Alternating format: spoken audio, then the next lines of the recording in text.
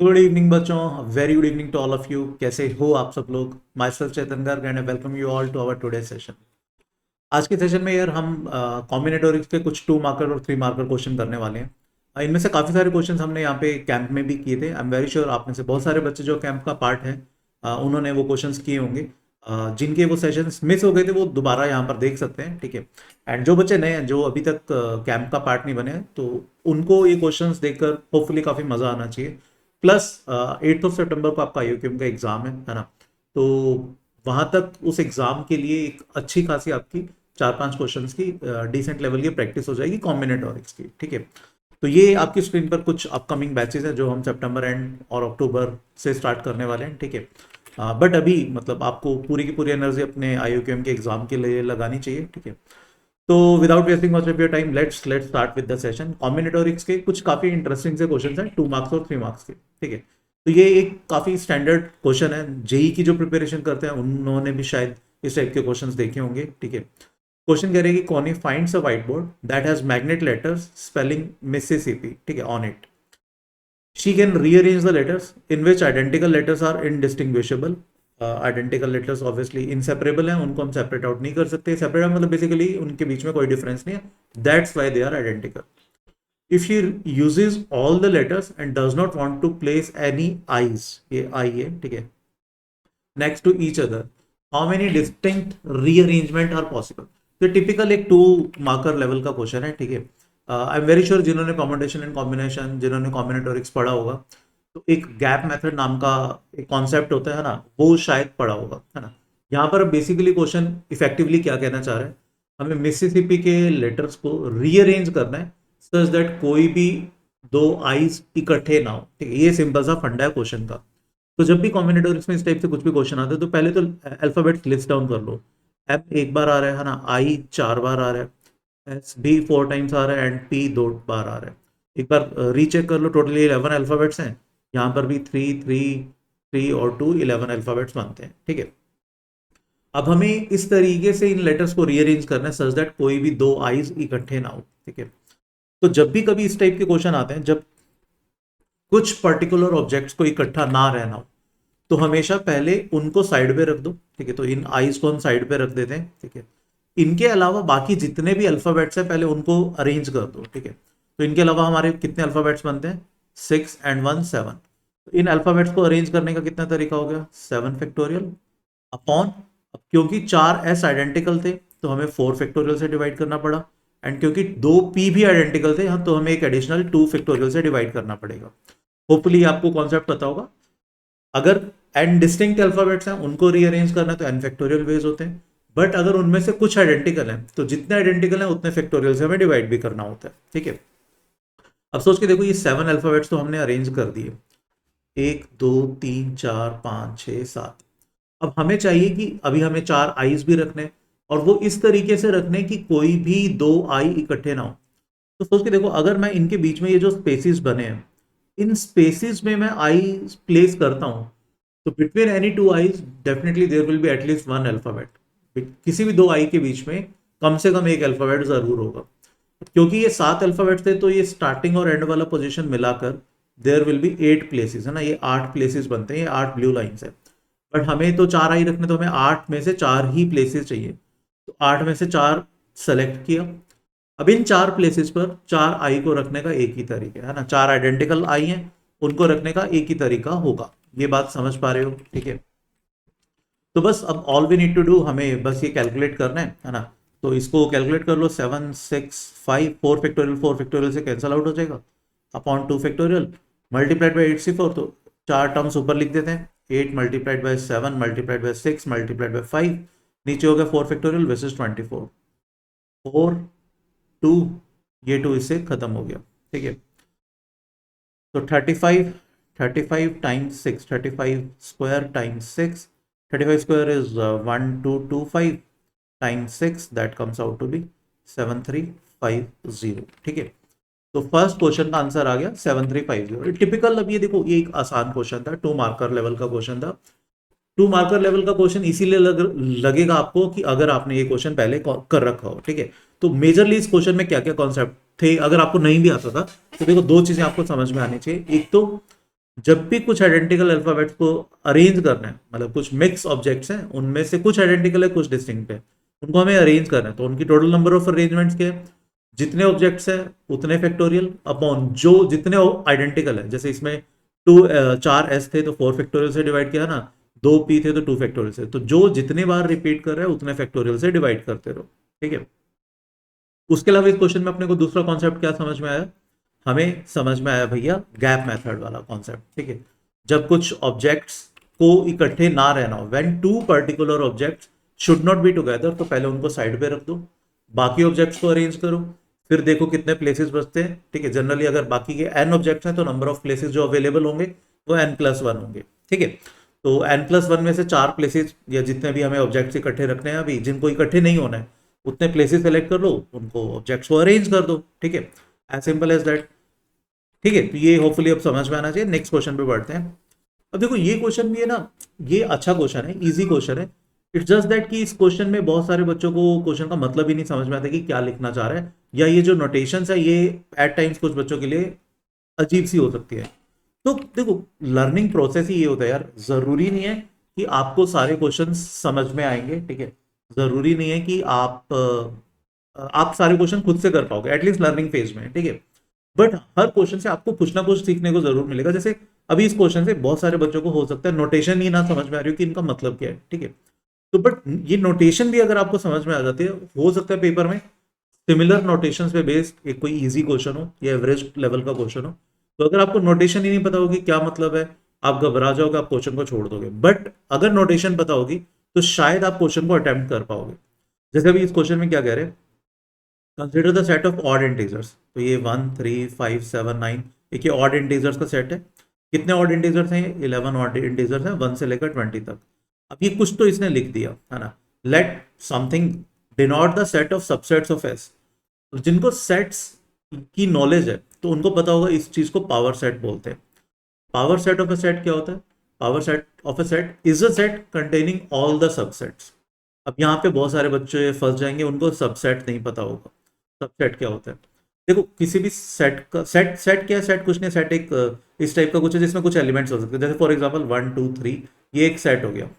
इसका सबसेट मतलब इसका सबसेट भी एक सेट होगा जिसमें कुछ एलिमेंट्स होंगे, वो सारे एलिमेंट सेट ए में होने चाहिए। जैसे ये एक सबसेट हो गया, ठीक है, 1 2 ये एक सबसेट हो जाएगा, 2 3 ये एक सबसेट हो गया, है ना, 1 2 3 पूरा एक सबसेट हो जाएगा। इनफैक्ट एम्प्टी सेट भी सबसेट होता है हर एक सेट का। तो अगर एक सेट में n एलिमेंट्स हैं तो उसके नंबर ऑफ सबसेट्स हो जाएंगे 2 पावर n, क्योंकि हर एलिमेंट के पास दो ऑप्शन है, या तो वो सेट में आएगा या वो सेट में नहीं आएगा, ठीक है। ये चीज क्लियर, ठीक है। तो अब बेसिकली अब यहाँ पर क्या कह रहे हैं, इस सिंबल का मतलब है, इस सिंबल का मतलब है P S is a set containing all the subsets. भैया अब सेट एस में तो है 11 एलिमेंट्स, इसके कितने सबसेट्स बन पाएंगे, 2 पावर 11, जो कि एक बहुत बड़े नंबर है ना, 2048 सबसेट्स बन पाएंगे, ठीक है। अब फर्दर कह रहे हैं टी कोई भी एक सेट है जो पावर सेट ऑफ सेट यानी पी ऑफ एस, जो एस के सभी सबसेट को कंटेन कर रहा है, उसके किसी भी एक सेट को उठा लिया टी को। अल्फा टी क्या रिप्रेजेंट कर रहा है, alpha T be the sum of the elements of T. अब हमें कुछ कैलकुलेट करना है, क्या कंप्यूट करना है हमें, T belongs to power set alpha T का सिग्मा, मतलब हर टी के लिए हमने सम निकाला, सम ऑफ द एलिमेंट्स, और उसको हमें कैलकुलेट करना है। जैसे फॉर एग्जांपल मैं एक 3 एलिमेंट्स के सेट के लिए आपको करके बता रहा हूँ। मान लो एक सेट होता है 1 3 5, पहले हम क्वेश्चन का मतलब समझते हैं, ठीक है। अब इसके कितने सबसेट्स बनेंगे, एक तो बनेगा भैया एम्प्टी सेट, एक में सिंगल सिंगल एलिमेंट वाले 1 3 5, ठीक है, ठीक है। फिर दो दो एलिमेंट वाले 1 3 3 5 1 5, फिर तीन तीन एलिमेंट वाला विच इज 1 3 5। इसका एक सेट, इसको इसने क्या बोला, P S, power set of S. तो पी एस क्या है, एक सेट है जिसमें सारे सबसेट्स हैं। अब टी क्या है, टी इनमें से कोई भी एक एलिमेंट है, मतलब ये पूरा कोई भी एक सेट है टी, ठीक है। अल्फा टी क्या है, उसका सम ऑफ एलिमेंट, तो जब एम्प्टी उठाएंगे तो सम ऑफ एलिमेंट क्या है, 0। जब ये उठाया तो सम ऑफ एलिमेंट 1, फिर जब ये उठाया सम ऑफ एलिमेंट 3, फिर 5, है ना। जब ये उठाया तो सम ऑफ एलिमेंट 1 + 3, फिर सम ऑफ एलिमेंट नेक्स्ट वाले का 3 + 5, इस वाले का 1+5, ठीक है। फिर लास्ट वाले का सम ऑफ एलिमेंट 1+3+5। ये अल्फा टी की अलग अलग वैल्यूज हैं हर टी के लिए। अब हमें इन सब का सिग्मा चाहिए, इन सबको हमें ऐड करना है, ठीक है। ये तो था एक 3 एलिमेंट के सेट के लिए, ठीक है। बट हमें सेम चीज कब करनी है? 11 एलिमेंट्स के सेट के लिए। तो पहले तो देखो, अब ये क्वेश्चन चैलेंजिंग क्यों है? अगर तो करा हुआ है फिर तो कोई प्रॉब्लम नहीं है, फिर तो सब कुछ ही आसान लगेगा। चैलेंजिंग है, एक तो काफी बच्चों को ये नोटेशंस नहीं पता होती, ठीक है, उस वजह से उनके लिए चैलेंजिंग बन जाता है। दूसरा, थोड़ा सा कैलकुलेटिव तो है ही है, वैल्यूज बड़ी हैं, है ना, नंबर ऑफ जो एलिमेंट्स हैं वो काफी बड़े हैं, ठीक है। अब इसको कैसे कैलकुलेट कर सकते हैं? अब हमें कॉन्सेप्ट समझ में आ गया कि क्या है। तो अब अगर आप ध्यान से देखोगे, अगर मैं पावर सेट ऑफ एस लिखना चाहूं, इस वाले सेट का पावर सेट लिखना चाहूं, ठीक है, तो उसमें क्या क्या होगा? एक तो एम्प्टी एलिमेंट आएगा, एक फिर सिंगल सिंगल एलिमेंट वाले सेट आएंगे, 1 आएगा, 3 आएगा, है ना, एंड सो ऑन, 21 आएगा। फिर दो दो एलिमेंट्स वाले सेट बनेंगे, 1 2 1 3, सॉरी 2 तो है ही नहीं है, 1 3 1 5 एंड सो ऑन, है ना, बहुत सारे बनेंगे।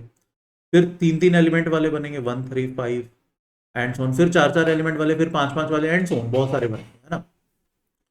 अब हमें उन सभी एलिमेंट्स, उन सभी सेट्स के एलिमेंट्स का सम ऑफ एलिमेंट निकालना है, और फिर उनका, उनको भी ऐड करना, उनका सिग्मा चाहिए, ठीक है। तो पहले तो मुझे ये बताओ, क्या किसी पर्टिकुलर एलिमेंट के लिए कोई प्रेफरेंस है क्या? मतलब जितनी बार 1 आएगा उतनी ही बार 3 आएगा सेट्स में, है ना, उतनी ही बार 9 आएगा, हर element same number of times आएगा। समझ पा रहे हो? ठीक है। तो हम क्या करते हैं, मैं एक काउंट कर लेता हूं 1 के लिए, और उतनी बार 3 आएगा, उतनी बार 5, उतनी बार 7, तो उन सबका सम कर देंगे। तो 1 कितनी बार आएगा? एक तो सिंगल एलिमेंट वाले में आया होगा 1 एक बार, ठीक है। टू टू एलिमेंट्स में कितनी बार आएगा? एक बार मैंने 1 डाल दिया, तो बाकी 10 में से कोई एक एलिमेंट चाहिए। टोटल 11 थे ना ये एलिमेंट्स, 1 से लेकर 21 तक।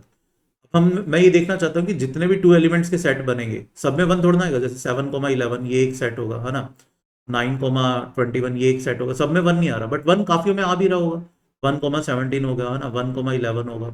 तो 1 कितने सबसेट्स में आया होगा, ये कैलकुलेट किया मैंने। कैसे कैलकुलेट किया?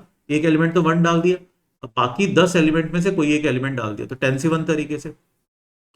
अब कितने 3 एलिमेंट्स वाले में 1 आया होगा? तो मुझे चाहिए कि एक तो 1 हो गया, और बाकी 10 में से दो एलिमेंट में कितने तरीके से सेलेक्ट कर सकता हूँ? 10 से 2 तरीके से। ऐसे ही कितने 4 एलिमेंट्स वाले सेट में 1 आया होगा, तो बाकी के 3 एलिमेंट 10 से 3। सिमिलरली कितने 5 एलिमेंट में 1 आया होगा? एक तो एलिमेंट 1 ले लिया, बाकी 10 से 4 एंड सो ऑन।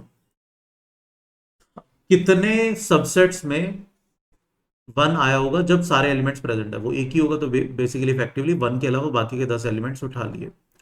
इतनी बार 1 आया होगा, इतनी ही बार 3 आया होगा, इतनी ही बार 5 आया होगा, इतनी ही बार 7 आया होगा एंड सो ऑन। तो सबका सम क्या होगा? ये multiplied by 1 + 3 + 5 plus and so on 21। अब ये भी कैलकुलेशन देखो, कोई बहुत ज्यादा मुश्किल नहीं है। इसमें क्या है, ये एक स्टैंडर्ड आइडेंटिटी होती है, sum of binomial coefficients. NC0 + NC1 + NC2 plus and so on till NCN, ये 2 raised to power n होता है। तो अपने केस में 2 × 10 बन जाएगा। ये क्या है? Sum of first 11 odd natural numbers. Sum of first n odd natural numbers का सम n² होता है, तो 11 वालों का हो जाएगा 11²।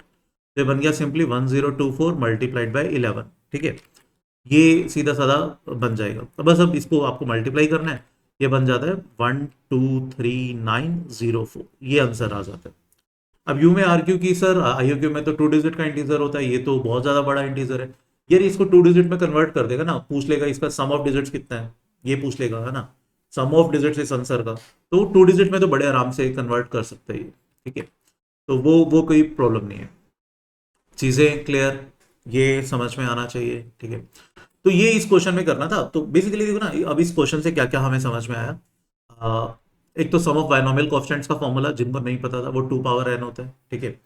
सम of first n odd natural numbers n² होता है। फर्दर इन नोटेशंस का मतलब क्या है वो समझ में आया होगा, और ये क्वेश्चन भी होपफुली समझ में आ गया होगा। तो टिपिकल एक 3 मार्कर लेवल का क्वेश्चन बनता है, जिसमें क्वेश्चन ऑल्दो इजी है, अगर जिन बच्चों को कॉन्सेप्ट्स आते हैं उनके हिसाब से इजी है, कोई बहुत मुश्किल नहीं है।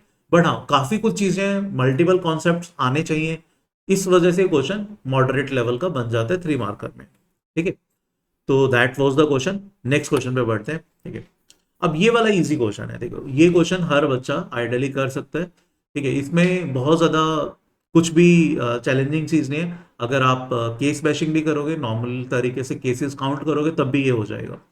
तो अगर आपने क्वेश्चन नहीं ट्राई किया, वीडियो को पॉज करो ना, 5 मिनट लो, आराम से इस क्वेश्चन करो। आई एम वेरी श्योर ये क्वेश्चन हो जाएगा।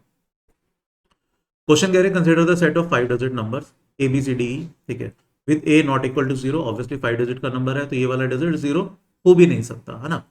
आगे कह रहा है कंडीशन क्या है, A plus B should be equal to C, B plus C should be equal to D, C plus D should be equal to E. मतलब इन दोनों का सम सी होना चाहिए, बी और सी का सम डी होना चाहिए, सी और डी का सम ई होना चाहिए। तो ये तो यार सिंपल सा फंडा। अगर मुझे पहले 2 डिजिट्स मिल जाए, जैसे मान लो पहला डिजिट 1 है, दूसरा डिजिट 2 है, तो थर्ड डिजिट ऑटोमेटिकली 3 हो जाएगा, फिर 5 हो जाएगा, फिर 8 हो जाएगा। तो ये नंबर तो फिक्स हो जाएगा। एज फार एज पहले 2 डिजिट्स मुझे पता है, तो आगे का नंबर मैं निकाल पाऊँ।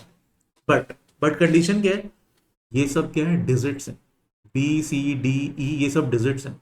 जैसे मान लो फर्स्ट नंबर मैंने 3 रख दिया, सेकंड प्लेस पे मैंने 4 रख दिया, तो 4 प्लस 3 7, 7 प्लस 4 11। अब ये 11 तो एक 2 डिजिट का नंबर हो गया ना, तो this can not be a single digit, है ना। तो डी हमारा 11 नहीं हो सकता, मतलब इस टाइप का नंबर अलाउड नहीं है। तो देखो अब सिंपली हमें क्या करना है, नंबर्स को काउंट करते हैं। 1 से स्टार्ट किया, 1 0 से स्टार्ट किया। ठीक है, 1 0 तो ये डिजिट 1 हो गया, 1 प्लस 0 1, 1 प्लस 1 2। बढ़िया से सारे सिंगल डिजिट्स हैं, चलेगा, है ना। 1 1, 1 प्लस 1 2, 2 प्लस 1 3, 3 प्लस 2 5, ये भी चलेगा। 1 2, 2 प्लस 1 3, 3 प्लस 2 5, 5 प्लस 3 8, ये भी चलेगा, है ना। 1 3, 3 प्लस 1 4, 4 प्लस 3 7, 7 प्लस 4 11, यहाँ पे हम फंस गए, तो 1 3 नहीं चलेगा। तो 1 3 नहीं चल रहा, तो 1 पहले 2 डिजिट, मतलब फर्स्ट डिजिट 1 और दूसरा डिजिट इससे आगे, इससे ज्यादा लेने का करेंगे तो वो वापस से हमें 2 डिजिट मिलते रहेंगे। तो 1 का तो चैप्टर क्लोज हो गया। 2 से स्टार्ट करते हैं, 2 0 0 2, है ना। इन दोनों का सम 2 2 2, फिर से 4 आ गया। 2 1, 2 plus 1 3, 3 plus 1 4, 4 plus 3 7। 2 2, 2 plus 2 4, 4 plus 2 6, 6 plus 4 10, हम यहाँ पे फंस गए। तो 2 का चैप्टर भी हो गया क्लोज। 3 का चैप्टर स्टार्ट करते हैं। 3 0, ठीक है, 0 3 3, 3 0 3, 3 3 6, चलेगा। 3 1, 3 प्लस 1 4, 4 प्लस 1 5, 5 प्लस 4 9, बच गए। अब सोच के देखो, ये 9 तक तो हम पहुंच गए। अब इस डिजिट को बढ़ाएंगे आगे, तो ऑब्वियसली वो आगे प्रोसीड करेगा ही करेगा। 3 प्लस 2 5, 5 प्लस 2 7, 7 प्लस 5 12, क्लियरली एक 2 डिजिट का नंबर आ गया। तो 3 का चैप्टर भी क्लोज। 4 0, ठीक है, 4 0 4, 4 0 4, 4 4 8, 4 1 4 1 5, 5 1 6, 6 5 11, फंस गए, ये खत्म। ठीक है,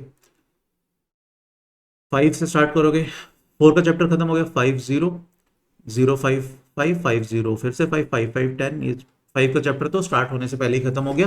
तो आगे फर्दर चैप्टर स्टार्ट करने की जरूरत ही नहीं। तो टोटल कितने नंबर बनते हैं हमारे, 1 2 3 4 5 6 7 8, टोटल 8 नंबर बनते हैं। तो what is the size of this set, the size of the set will be 8।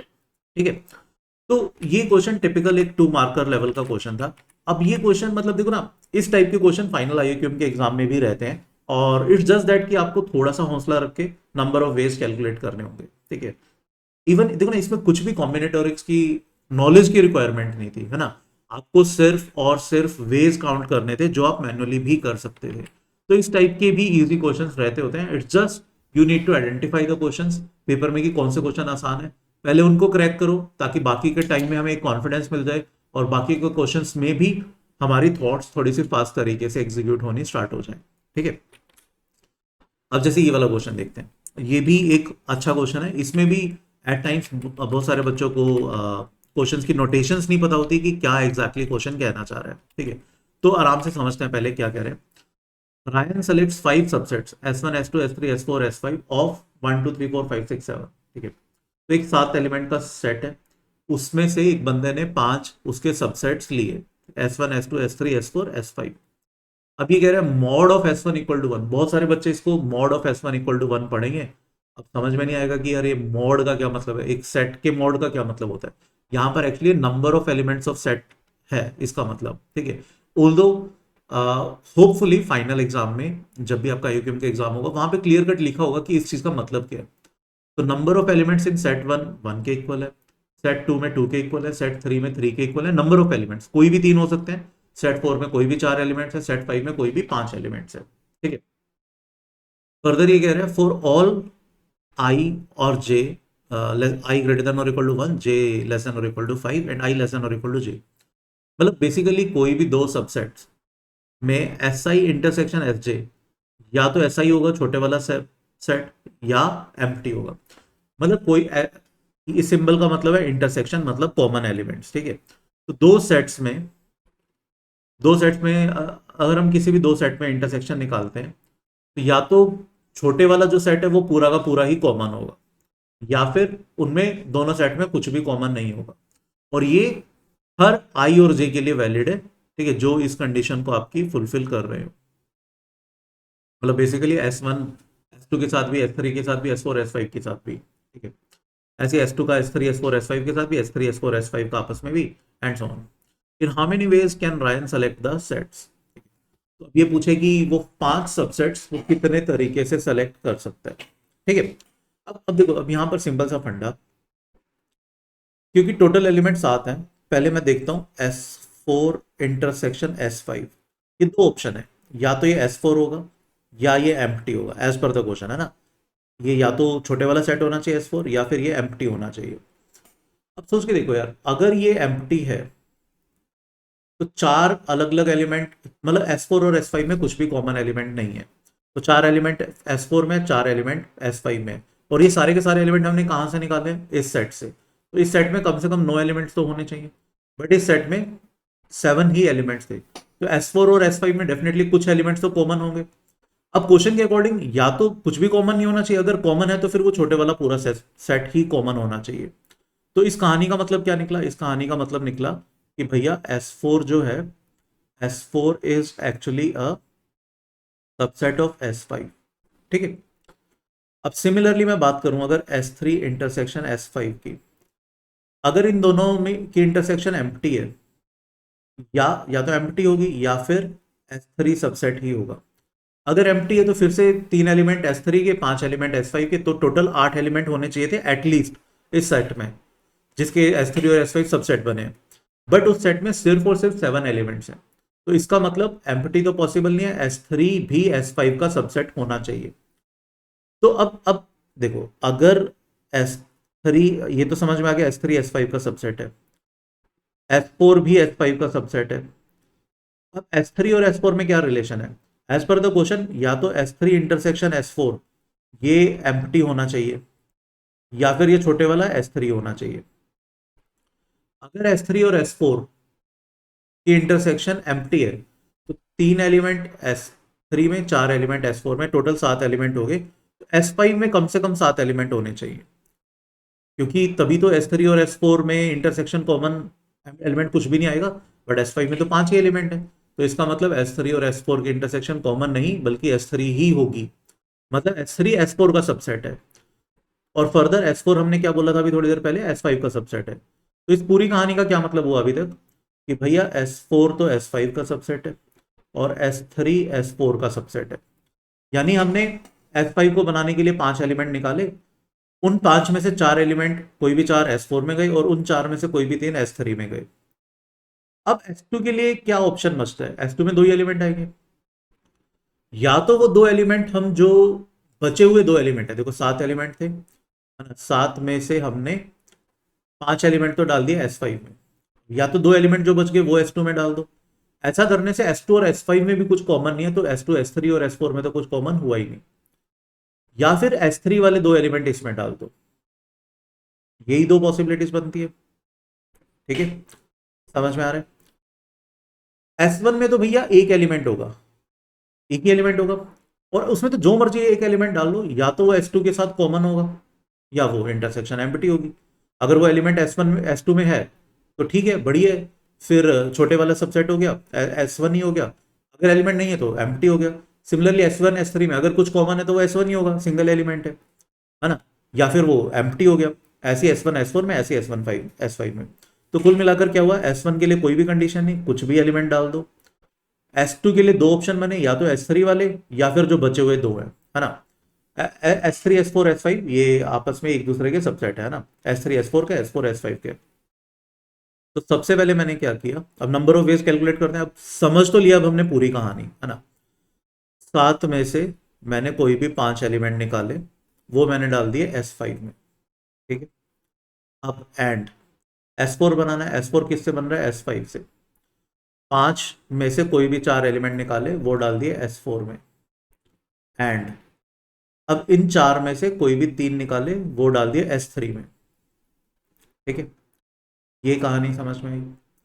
And अब S2 के लिए देखो दो ऑप्शन थे, या तो S3 के 3 एलिमेंट में से कोई भी दो निकाल लो, या फिर वो जो 5 एलिमेंट निकाले ना, उसके अलावा जो दो एलिमेंट्स बच गए, वो दो के दो उठा लो और वो S2 में डाल दो। S2 का चैप्टर क्लोज। एंड S1 में कुछ भी डाल दो, साथ में से कोई भी एक एलिमेंट उठाया, वो S1 में चिपका दिया, वो इस कॉन्स्टेंट को फुलफिल करेगा ही करेगा, है ना। ये हमारा अब आंसर होना चाहिए, ठीक है। 7 से 5 कितना होता है? 7 × 6/2। 5 से 4 इज 5, 4 से 3 इज 4। ये कितना बन गया? 3 + 1, 4 × 7। ये आपका आंसर आ गया, ठीक है। ये बात समझ में आ रही है। इसको थोड़ा सा अब अपन कैलकुलेट कर सकते हैं। ये जो भी चीज बनेगी है ना, ये बन जाता है 11760। ये इस क्वेश्चन का आंसर आ गया। These are the number of ways जो रायन सेलेक्ट कर सकते हैं S1 S2 S3 S4 S5 के लिए। यहां तक होपफुली कहानी समझ में आनी चाहिए। तो देखो यार, ये क्वेश्चन भी अब एक अच्छा क्वेश्चन था, है ना। इसमें अब आपको क्या समझ में आना चाहिए? इसमें ये समझ में आना चाहिए यार कि एक तो इन सिंबल्स का मतलब क्या है। मॉड नहीं है, ये बेसिकली आपका नंबर ऑफ एलिमेंट्स हैं, है ना, इन इन दैट पर्टिकुलर सेट, ठीक है। ये एक मतलब समझ में आना चाहिए। दूसरा थोड़ा सा लॉजिकल था कि SI × SJ, या तो ये छोटे वाला सेट होगा या ये एम्प्टी सेट होगा। तो आपको लॉजिकली वेज कंक्लूड करने थे कि ये एम्प्टी कब होगा, और मतलब S4 S5 एम्प्टी हो सकता है नहीं हो सकता, S3 S4 हो सकता है नहीं हो सकता, S3 S5 हो सकता है या नहीं हो सकता, ये चीजें कंक्लूड करनी थी। तो एक लॉजिकल प्लस थोड़ा बहुत आपको सेट्स की नॉलेज होनी चाहिए थी, और फिर ये क्वेश्चन हो जाता। अल्टीमेटली कॉम्बिनेटोरिक्स का ही क्वेश्चन था। ये पोटेंशियल 3 मार्कर बनता था, और 3 मार्कर में again easy to moderate level का रहेगा ये क्वेश्चन, ठीक है। तो यार होपफुली अब आपको थोड़ा बहुत कॉन्फिडेंस आया होगा कि किस टाइप के कॉम्बिनेटोरिक्स से क्वेश्चंस रहेंगे 2 मार्क और 3 मार्कर में, ठीक है। एंड और कॉन्फिडेंस के लिए यार हमने कैंप स्टार्ट किए हुए, ठीक है, जो ऑलरेडी 6 अगस्त से स्टार्ट हो चुके हैं। जो बच्चे इस साल IUCAM का पेपर दे रहे हैं और जिन्होंने अभी अभी प्रिपरेशन स्टार्ट की है, या जिनको लग रहा है कि एंड टाइम पे प्रिपरेशन कर लेते हैं थोड़ी बहुत ही, तो फर्स्ट ऑफ ऑल ये camp completely free of cost है। एंड मैं यही सजेस्ट करूंगा, जो बच्चे अभी तक इस कैंप का पार्ट नहीं बने हैं, भाई फाइनल IUCAM का एग्जाम देने से पहले ना एक बार आपको टेस्ट की प्रैक्टिस जरूर करनी चाहिए। जैसा IUCAM में पेपर आते हैं काफी हद तक एग्जैक्टली सिमिलर से लेवल के हम यहाँ पे टेस्ट कंडक्ट करते हैं। तो अगर आप सेशंस नहीं भी लगाना चाहते, आपको टेस्ट जरूर देने चाहिए, ठीक है। मॉक टेस्ट आपको IUCAM लेवल के जरूर देने चाहिए। इस बैच में हम अराउंड 10 मॉक टेस्ट ले रहे हैं। आपकी जितनी मर्जी आप उतने मॉक टेस्ट दे सकते हो, ठीक है। हर थर्सडे और संडे को टेस्ट होता है। अगर आप रिसेंटली बैच ज्वाइन करोगे तो पहले वाले मॉक टेस्ट भी आप दे पाओगे, ठीक है। तो बैच को ज्वाइन करने के लिए आपको कुछ नहीं करना है, ये जो नीचे गूगल फॉर्म दिया हुआ है, ठीक है, डिस्क्रिप्शन में, आपको जस्ट वो गूगल फॉर्म फिलअप करना है, राइट। आपकी डिटेल्स करेक्टली फिलअप करना। हमारी टीम आपकी डिटेल्स वेरीफाई करके आपको कैंप में एनरोल कर देगी। आपको सेशंस लगाने हो आप सेशन लगा लेना, आपको सिर्फ टेस्ट देना आप सिर्फ टेस्ट भी दे सकते हो, ठीक है। एंड अगेन एवरी सेशन की आपको रिकॉर्डिंग मिलेगी, एंड आप पिछले जितने भी मॉक टेस्ट हुए वो सब टेस्ट भी दे सकते हो। बाय द वे, जो हमने क्वेश्चंस आज के सेशन में किए हैं, ये सारे क्वेश्चंस हमने हमारे IUCAM कैंप में करवाए हुए हैं, along with lot of more questions, और बहुत सारे टाइप के क्वेश्चंस हमने किए हैं, बट ये सारे क्वेश्चंस भी हमने कैंप में कराए हुए हैं, राइट।